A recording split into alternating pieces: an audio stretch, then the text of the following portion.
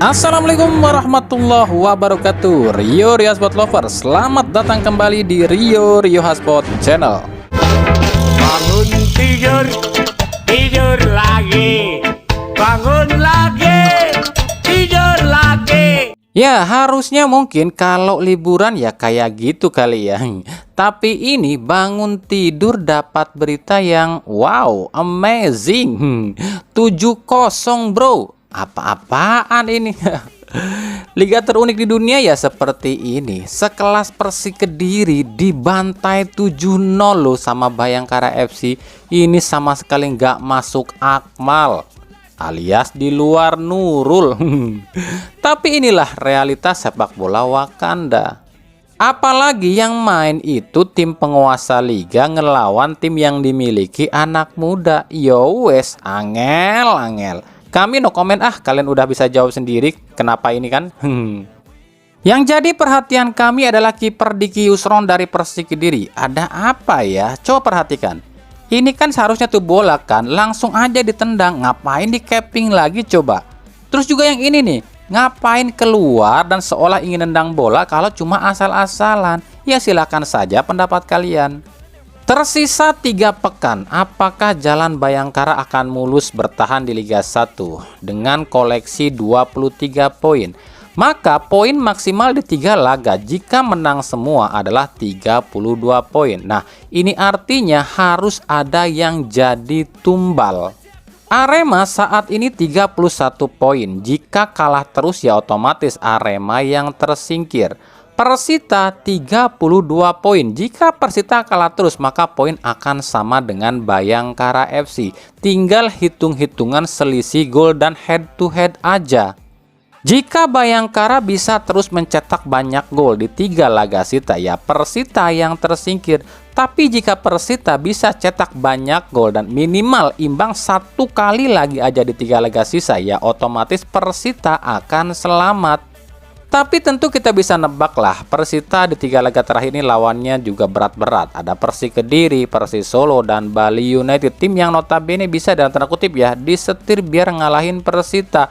Sementara Bayangkara di 3 laga terakhir lawannya Bali United, Barito Putra, dan Persis Solo. 3 tim yang notabene nggak ada kepentingan di Liga 1. Bali United tetap aman di 4 besar. Barito udah aman dia kan di papan tengah. Persis Solo juga kemungkinan juga ya ngejarnya tiket 4 besar, tapi itu pun agak sulit. Jadi di sini kalian udah tahu dong gimana jalannya ke depan 3 laga ini. Jadi ya mau sampai kapanpun kalau tim penguasa liga tetap ada ya harus seperti inilah liga kita. Udah paham sekarang kenapa disebut Liga Wakanda?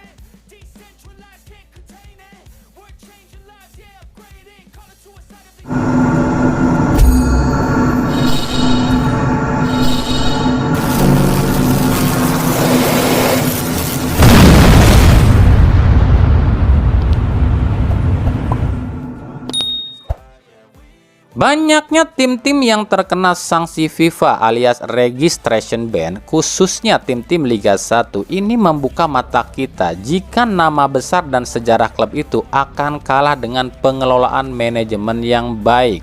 Tim-tim yang dianggap tim instan, tim anak baru lahir alias tim-tim baru justru sangat serius mempersiapkan tim, khususnya dalam pengelolaan keuangan dan fasilitas.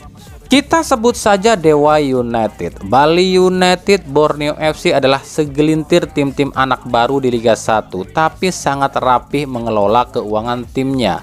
Gaji dan persoalan keuangan seluruh staf dan transfer pun rapih dikelola. Fasilitas seperti training ground pun dikelola dan ditata rapi sehingga tak tersangkut dengan yang namanya registration ban.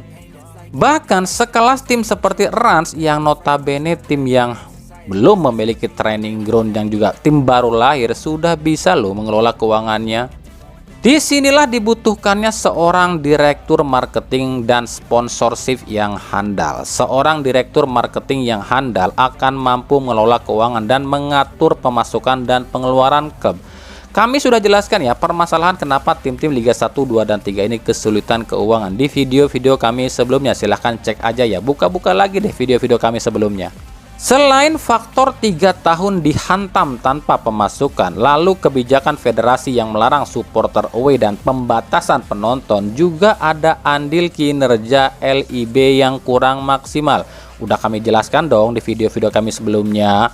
Selain faktor-faktor tadi juga, di sini juga disebabkan kurang mumpuninya dari kemampuan direktur marketing klub tersebut. Di saat klub dihantam kebijakan-kebijakan aneh yang menguras keuangan klub, seorang direktur marketing harusnya mempunyai inovasi dan gagasan serta agility dalam kerja. Entah itu memunculkan inovasi yang meraih atau menarik minat konsumen seperti supporter, ataupun jeli memilih pemain untuk tim. Karena biasanya ya, kebanyakan tim-tim kita itu kalau di saat timnya dihantam kebijakan yang menguras keuangan selalu pakai cara instan, seperti ngambil pemain-pemain ternama yang mahal demi raih kemenangan dan dapat duit, padahal kan belum tentu pemain tersebut bisa berkontribusi. Lalu juga tim-tim kita itu mengambil pelatih-pelatih dan staf-staf yang bergaji mahal, padahal kan belum tentu pelatih itu bisa cocok dan berikan prestasi. Ujung-ujungnya apa? Ngutang sana sini, nunggak gaji dan lain-lain. Maaf lo ya, kami ini bukannya sok tahu lo ya, kami cuma belajar dari liga-liga lain yang operator dan federasinya mampu sinkron dan mampu menyertarakan liga. Contoh di ASEAN aja, Liga Thailand nih, belum pernah terdengar ada klub yang namanya nunggak gaji dan terkena sanksi FIFA. Sebab FA Thailand dan operatornya Liga Thailand, yakni TLGO ini pinter nih. TLGO sebagai operatornya Liga Thailand ini nggak diisi oleh orang klub, tapi diisi oleh investor, dan dibikinlah sebuah peraturan, salah satunya soal dana klub. Klub yang main di Liga Utama Thailand itu harus memiliki dana yang udah disepakati oleh FA Thailand dan TLGO.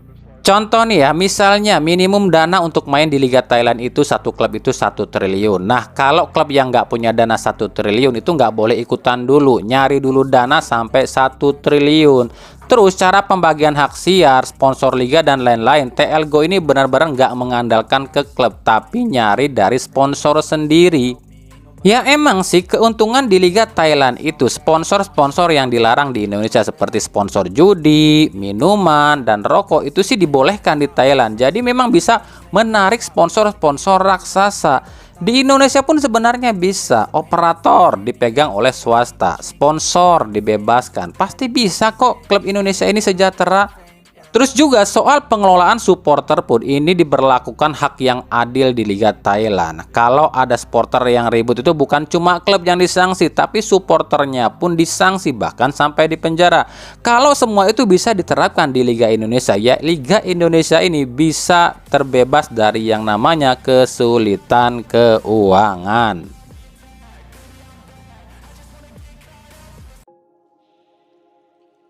Oke, ini ada yang masih bingung nih, apakah Persib memang udah lolos Champions Series apa belum nih? Jawabannya masih 90% di pekan 31 ini ya. Sebab beberapa pesaing di bawahnya itu kalah semua di pekan 31, seperti Bali United kalah dari Persikabo, Persik Kediri kalah dari Bayangkara, dan PSIS kalah dari PSM Makassar. Tersisa Madura United. Sisa 3 laga lagi. Sebenarnya Persib itu cuma butuh 3 poin lagi untuk bisa memastikan diri lolos ke Champions Series, bahkan mungkin bisa jadi runner up. Tapi nggak tahu juga kalau di 3 poin ini didapatkannya dengan bukan kemenangan ya, atau mungkin seri-seri dan seri yang kita nggak tahu nih Persib akan finish di urutan kedua, ketiga, atau keempat. Jadi intinya Persib ini cuma butuh 3 poin lagi atau 1 poin lagi, tapi dengan hitung-hitungan seperti ini ya.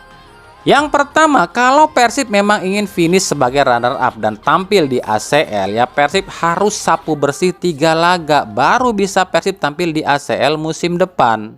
Yang kedua, kalau Persib di 3 laga sisa nggak dapat poin sama sekali, ya hitung-hitungnya tinggal tunggu tim-tim yang di bawahnya aja. Kalau tim-tim di bawahnya menang semua, maka akan hitung-hitungan nih selisih gol dan head to head, ya bisa saja Persib di urutan keempat atau mungkin terlempar dari 4 besar. Yang ketiga, kalau Persib di 3 laga sisa cuma raih 1 poin, itu poinnya 57, poin yang aman dan Persib dinyatakan lolos, tapi mungkin nggak di urutan kedua. Tapi memang berat buat Persib kalau mau jadi runner up dan lolos ke ACL. 3 laga terakhir ini lawannya cukup berat semua. Persebaya, Borneo, dan PSS Sleman. Kita nggak bisa hitung-hitungan lawan 3 tim ini. Buktinya lawan Bayangkara dan Persita aja imbang. Makanya wajar banyak yang jengkel sama Persib cuma bisa main imbang lawan tim-tim yang harusnya bisa menang. Sebab lawan-lawan selanjutnya itu sangat berat. Jadi ya silakan saja kalian menebak-nebak sendiri. Ini Persib ini akan seperti apa nih? Apakah lolos tapi nggak main di ACL, atau lolos jadi runner up dan main di ACL, atau justru nggak lolos dan terlempar dari 4 besar? Kunci kesalahan Persib ada pada saat melawan Bayangkara FC. Gimana? Udah ngerti atau masih bingung nih? Pokoknya gini deh, secara gampangnya aja, Persib ini cuma butuh 1 poin lagi aja gitu aja. Itu lolos ke Champions Series, tapi nggak tahu urutan berapa, bisa urutan 3 atau 4 ya. Tapi kalau mau jadi runner up dan main di ACL ya Persib harus menang terus nih di 3 laga sisa. Itu aja lah. Jadi untuk pertanyaan apakah Persib udah lolos ke Champions Series, jawabannya masih 90% menurut kami. Belum otomatis lolos lo ya.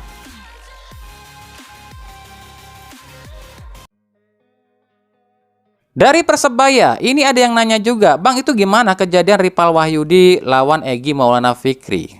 Menurut kami lo ya, wasit Aprisman udah tepat ngasih kartu merah sama Ripal karena emang itu layak kartu merah. Dan kemungkinan besar nih ya, Ripal ini akan dapat sanksi tambahan yang juga sanksi yang lebih gede lagi dari Komdis. Yang harusnya itu sanksinya mungkin 2 atau 3 pertandingan dilarang tampil, ini bisa sampai 5 atau 6 dilarang tampil lo ya. Kenapa demikian?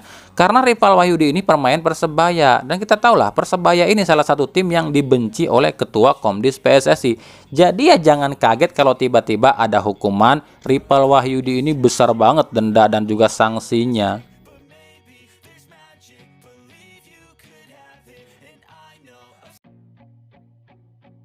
Sedikit dari Timnas U23, nampaknya awan kelam belum mau lepas dari Timnas U23 setelah dicurangi oleh wasit asal Tajikistan di laga perdana. Terus juga kehilangan 2 pilarnya yakni Ramadan Sananta dan Ivar Jenner. Kini Indonesia dihadapkan ujian berat lagi di laga kedua melawan Australia. Diketahui wasit yang akan memimpin laga ini adalah wasit asal Arab Saudi, Majed Al-Samrawi. Sebagai catatan, setiap Indonesia dipimpin wasit ini, Indonesia itu nggak pernah bisa menang. Contoh aja nih ya, di SEA Games 2019 lalu nih kelihatan banget nih saat lawan Vietnam. Indonesia ini harus kalah dari Vietnam 3-0 dengan berbagai kontroversi dari wasit ini. Dan salah satu kejadian yang paling kontroversial di laga itu adalah ketika wasit ini nggak memberikan kartu merah pada Doan Van Hau yang membuat Evan Dimas harus cedera selama 1 tahun. Nah, nampaknya AFC ini benar-benar dendam nih sama Indonesia, makanya sengaja menyiapkan atau menunjuk wasit-wasit yang memang udah dipilih untuk menyingkirkan Indonesia. Lalu apakah FIFA nggak bisa turun tangan? Tentu tidak, sebab ini bukan ajang resmi FIFA, makanya FIFA mah akan tutup mata di kejuaraan ini. Cuma buat kami yang menarik itu adalah dengan semua kejadian dan kenyataan yang dialami Timnas U23 di ajang AFC U23 ini, alangkah sangat anehnya jika PSSI memecat Sintayong lantaran gagal di ajang ini. Sebab kalau dilihat secara permainan ngelawan Qatar aja dengan 9 pemain, Indonesia bisa mengepung Qatar loh. Ini kan artinya seandainya saja para pemain timnas itu komplit dan gak dicurangi, Indonesia seharusnya bisa kok menang lawan Qatar. Jadi aneh aja kalau nanti tiba-tiba usai AFC U23 ada berita PSSI mendepak Sintayong lantaran gagal penuhi target lolos 4 besar di AFC U23 dengan segala kontroversi dan kebusukan AFC di laga ini. Nah, gimana pendapat kalian?